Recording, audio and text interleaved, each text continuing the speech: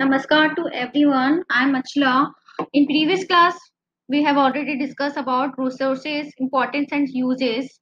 We cover some topics like what are resources and what are the values of resources, about natural resources, and about actual and potential resources.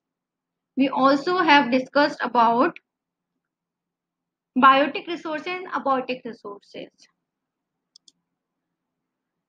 Okay, in today class, we will discuss about renewable resources, non-renewable, and so on. Renewable resources which gets renewed and replenished quickly through nature process are called renewable resources. ऐसे resources जिन्हें हम quickly क्या कर सकते हैं, वापस से सही कर सकते हैं, like वो natural resources होते हैं, जैसे wind है, sunlight है, सॉइल है, तो ये सारे सोर्सेस क्या होते हैं, रिन्यूएबल सोर्सेस होते हैं एंड अनलिमिटेड है हमारे लिए अभी प्रेजेंटली, लाइक सोलर एनर्जी है, टेडल एनर्जी है एंड सॉइल वाटर है, तो ये हम हमारे लिए क्या है, रिन्यूएबल सोर्सेस है.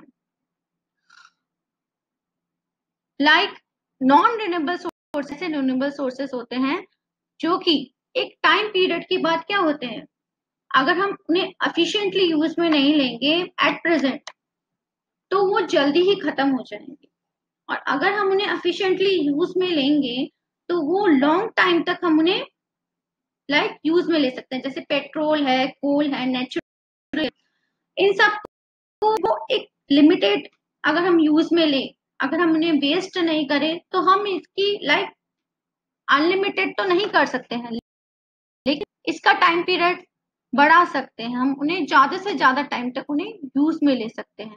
तो ऐसे सोर्सेस को हम क्या बोलते हैं, non renewable resources.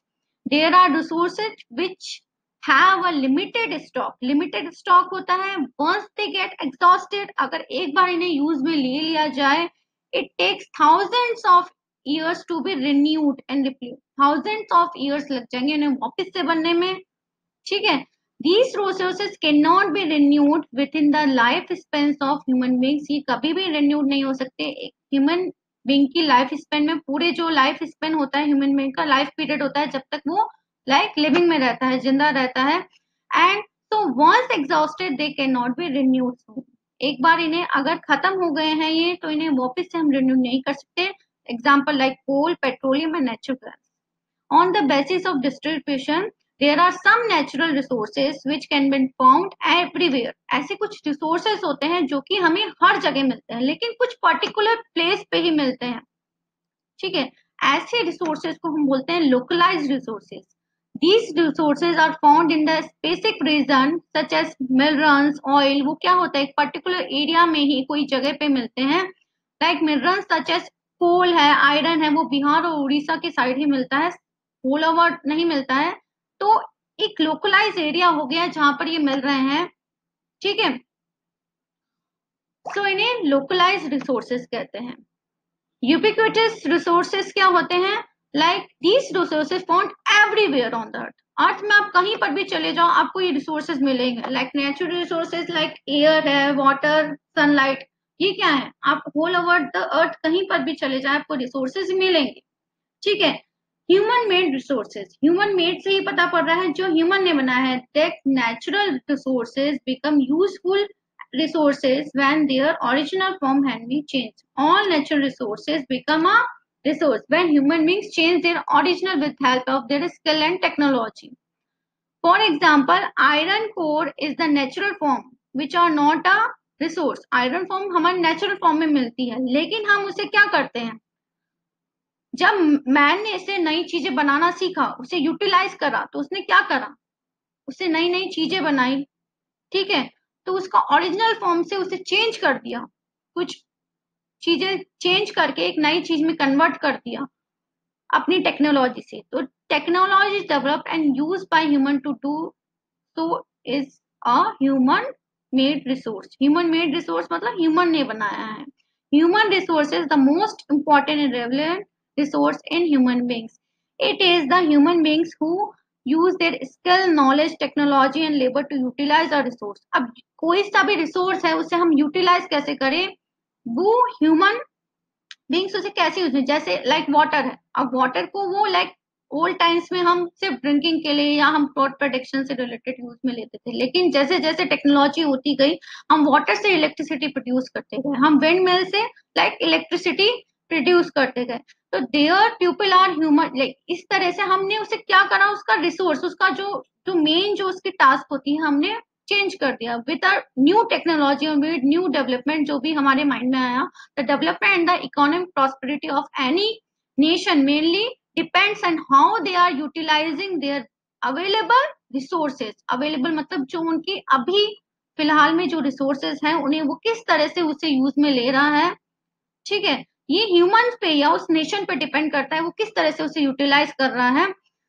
It is the education, education पे डिपेंड करता है skill development of human beings, वो अपने स्किल्स को, अपने माइंड को, है ना, अपने टैलेंट को किस तरह से यूज में लेते हैं, इसे बोलते हैं ह्यूमन रिसोर्स डेवलपमेंट।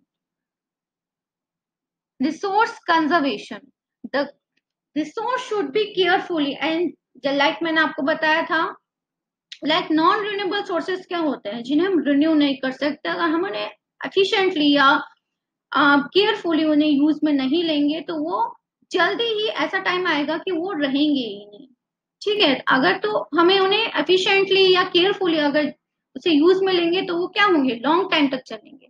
तो ये ह्यूमन पे डिपेंड करता है कि वो रिसोर्सेज को कैसे यूज में लेंगे। The resources should be carefully and judiciously so that they are existed, they are not existed, वो एग्जिस्टेड नहीं हो, इसके लिए हमें उन्हें ध्यान से यूज में लेना चाहिए। If we are exploiting these resources, अगर हम उन्हें लाइक बिना सोचे समझे उन्हें यूज में लेंगे, then we should give them for give them time to renewal, हम उन्हें टाइम दे पाएंगे कि हम उन्हें वापस से अगेन बैक वो सिचुएशन ला सके कि वो खत्म नहीं हो, उसकी जगह हम कोई दूसरी टेक्नोलॉजी से उसे यूज में ले सकें दूसरे सोर्सेज को। फॉर एग्जाम्पल जैसे पेट्रोलियम है, it is a natural resource जिसे फॉसिल फ्यूल भी कहते हैं, made of dead matter of plants animal which got buried inside the earth surface millions of years ago। तो millions of years ago क्या हुआ था, प्लांट्स और एनिमल ये सारे बर्ड हो गए थे मिट्टी में, लाइक अंदर दब गए थे और धीरे धीरे ये सब किस में कन्वर्ट हो गए, पेट्रोलियम में। जैसे हमें डीजल मिलता है, कोल मिलता है, नेचुरल गैस मिलती है, ये सारी चीजें पेट्रोलियम प्रोडक्ट है, ठीक है। It is important resource used for means of transport and industries, industries में और हम ट्रांसपोर्ट में व्हीकल्स में लाइक पेट्रोल डीजल यूज में लेते हैं। और industry has lead to excessive use of this resources, ज्यादा से ज्यादा इसे यूज में ले रही है, which can lead to their exhaustion, जिससे क्या होंगे, जल्दी ही खत्म हो जाएगी। If petroleum exhausted the industry will shut down, अगर ज्यादा से ज्यादा अगर हमने पेट्रोलियम यूज में ले लिया तो इंडस्ट्री धीरे ही बंद हो जाएंगे। मीन्स ऑफ ट्रांसपोर्ट, ट्रांसपोर्ट का ट्रांसपोर्टेशन भी नहीं आएगा, will affected and life will come to stand still, बिल्कुल रुक जाएगी। Okay, sustainable development, when we balance the use of resources with their availability, जो भी हमें अवेलेबल है रिसोर्सेज, अगर हम उन्हें ढंग से यूज में लेंगे रिसोर्सेज को और कंजर्व करेंगे, conserve them for future generation, future generation means to हमारे फ्यूचर के लोगों के लिए, फ्यूचर हमारी जनरेशन है उनके लिए हम प्रिजर्व करेंगे। तो सोच समझ के एक चीज को, हर चीज को बैलेंस करके अगर हम चलेंगे तो इस चीज के डेवलपमेंट को बोलते हैं sustainable development. Our earth has gifted us with the various natural resources, hence it is our moral responsibility। हमारे अर्थ क्या है, हमें गिफ्ट करा गया है, नेचुरल रिसोर्स है जो कि, और हमें हमारी एक मोरल रेस्पॉन्सिबिलिटी, हमारी ये जिम्मेदारी बनती है to see that we balance the use of resources for future, कि हमें हर चीज को बहुत ही सोच समझ कर और बैलेंस करके चलना चाहिए जिससे हमारे फ्यूचर के लोगों को वो सब चीजें, ये रिसोर्सेज मिल सके, वो इसका लाइक फायदा उठा सके। For sustainable development we need to reduce consumption, recycle and reuse the products. तो इसके लिए हमें क्या करना चाहिए, थ्री आर्ट्स फॉर्मूला को फॉलो करना चाहिए। लाइक ऑलवेज लाइक रिसाइकिलेबल जो चीज है हम रिसाइकिल कर सकते हैं, रीयूज कर सकते हैं किसी चीज को, एंड रिड्यूस कंजप्शन, उसे कम से कम हमें यूज में लेना है और एफिशिएंटली यूज में लेना है। तो इस तरह की चीजें हम करेंगे। Reduce means the consumption of non renewable resources such as coal petroleum should be reduce by using public transport and car pool to go office and school. ठीक है, तो इन्हें हमें एफिशिएंटली और रिड्यूस लाइक जरूरत पड़े तभी हम उन्हें यूज में लें। एंड रिसाइकल मीन्स टू, जो रिसाइकलेबल आइटम है like in this diagram you can see, like जो भी रिसाइकलेबल आइटम है लाइक न्यूज़पेपर है, मैगजीन है, हम उसे रिसाइकिल कर सकते हैं। तो ऐसी चीजें हम यूज में लें। रीयूज मीन्स वापस से उसी चीज को यूज में लेना। लाइक पेपर बैग्स हैं, क्लॉथ बैग्स हैं, हमें वापस से यूज में ले सकते हैं, उन्हें थ्रो नहीं करें, वेस्ट नहीं करें और उन्हें बार बार यूज में लें। तो इस तरह की प्रिंसिपल पे अगर हम फॉलो करेंगे, the principle of sustainable development यही है कि हम 3 R's को फॉर्मूला को फॉलो करें, reduce, reuse and minimize the depletion of natural resources. All forms of life should be taken care of and should be respected. Our attitude should be changed towards the environment. We should take care of our soil, water and air. तो हमें क्या करना चाहिए, ऐसी चीजें like reduce, reuse and recycle, इसे follow करना चाहिए। और ऑल फॉर्म्स ऑफ लाइफ, हमारी जो भी हमारी रहने की जो भी चीजें हैं उनको ध्यान से हर चीज को बैलेंस करके चलना चाहिए और हर चीज की रिस्पेक्ट करना चाहिए जो हमें नेचर ने दिया है।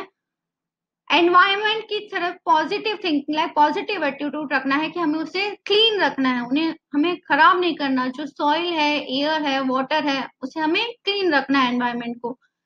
All forms of the life should be allowed to be flourish on life. सारी जो लाइफ है किसी से भी रिलेटेड, लाइक एनिमल से रिलेटेड हो, तो सबकी जो लाइफ है वो फ्लोरिश हो, पहले आगे बढ़े। Like we should conserve the diversity extending of the earth and the damage of to the natural environmental system should be minimise. जो भी हमारे नेचुरल थिंग्स को, जो भी हम डैमेज हो रही है, हमें हमारे इकोसिस्टम को जो भी डैमेज कर रही है, हमारे एनवायरमेंट को, तो हमें ऐसे स्टेप्स हमेशा उठाने चाहिए जो उन्हें डैमेज नहीं करे। ठीक है, all communities should respect and take care of their environment. तो हमारी जो कम्युनिटीज है एंड सब पीपल्स को क्या करना चाहिए, उनका रेस्पेक्ट करना चाहिए और हमारी एनवायरमेंट का ध्यान रखना चाहिए। So this is your chapter. In next lecture we will discuss the next chapter. Till then, bye bye students. Stay home, stay safe.